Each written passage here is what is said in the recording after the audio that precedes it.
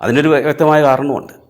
കത്തോലിക്കനാണെന്ന് പറയുകയും പട്ടചാരായം അടിച്ച് പ്രാർത്ഥനയില്ല, ധ്യാനവുമില്ല, ബൈബിളും വായിക്കത്തില്ല, ബീഫ് അടിച്ച് കപ്പയും കഴിച്ച് തോന്നിവാസം ജീവിക്കുന്ന കത്തോലിക്കനേക്കാൾ എത്രയോ മെച്ചമാണ് വചനം വായിച്ച് പ്രാർത്ഥിച്ച് കൈയടിച്ച് സ്തോത്രം ചെയ്യുന്ന പെന്തക്കോസ്തുകാരൻ. അക്കാര്യത്തിൽ എനിക്ക് സംശയമൊന്നുമില്ല. അതോടൊപ്പം തന്നെ മനസ്സിലാക്കിയിരിക്കേണ്ട ഒരു വലിയൊരു കാര്യം, പെന്തക്കോസ്തുകാരെ കണ്ടുപിടിക്കേണ്ട ഒരു കാര്യമുണ്ട് കത്തോലിക്കൻ. അതുകൊണ്ടൊന്ന് പറഞ്ഞു വെക്കുക. അതായത് കുർബാന എങ്ങനെയാണ് 15 മിനിറ്റിലേക്ക് ചുരുക്കാം. ഇപ്പോൾ സീറോ മലബാർ കുർബാന 1 മണിക്കൂറുണ്ടല്ലോ. അതെങ്ങനെയെങ്കിലും ഒന്ന് 15 മിനിറ്റിലേക്കും ചുരുക്കാവോ എന്നുള്ളതാണ് ഇന്നത്തെ കത്തോലിക്കൻ്റെ ഏറ്റവും വലിയ ഒരു സ്ട്രഗിള് മുന്നിൽ നിൽക്കുന്നത്. വലിയ പ്രശ്നമാണ് അവനെ സംബന്ധിച്ചത്. 15 മിനിറ്റ് കൊണ്ട് നിർത്തണം കുർബാന. അച്ഛൻ വചനപ്രഘോഷണം 5 മിനിറ്റ് കഴിഞ്ഞാൽ പിന്നെ ആ അച്ഛൻ കൊള്ളരുതാത്തവനായി. എന്നിട്ട് അച്ഛൻ വചനം പറയുന്നില്ല എന്ന് പറഞ്ഞാൽ അച്ഛനെ ചീത്തം പറയും. അത് വേറെ കാര്യം.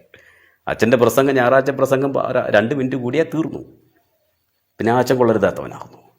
എന്നാൽ പെന്തക്കോസ്ത് സഹോദരങ്ങളുടെ ശുശ്രൂഷകൾ ഞാൻ നേരത്തെ അദ്ദേഹം കൂടിയിട്ടുണ്ട്. ഞാൻ പോയി ഇരുന്ന് കൂടിയിട്ടുള്ളവനാണ്. അങ്ങനെയുള്ള അനുഭവങ്ങളൊക്കെ ഇത്. കാരണം ഇവരെന്താ പറയണമെന്ന് അറിയാൻ വേണ്ടി പോയിട്ടുണ്ട്.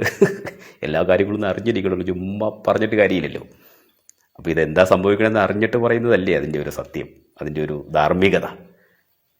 അതായത് മണിക്കൂറുകൾ ഇരുന്ന് വചനം കേൾക്കാനും കരങ്ങളടിച്ച് ആത്മാവിൽ നിറഞ്ഞ് സ്തുതിക്കാനും അത് ദൈവാരാധനയ്ക്ക് വേണ്ടിയിട്ടാണ് വരുന്നതെന്നുള്ള ഉറച്ച ബോധ്യത്തോടു കൂടി.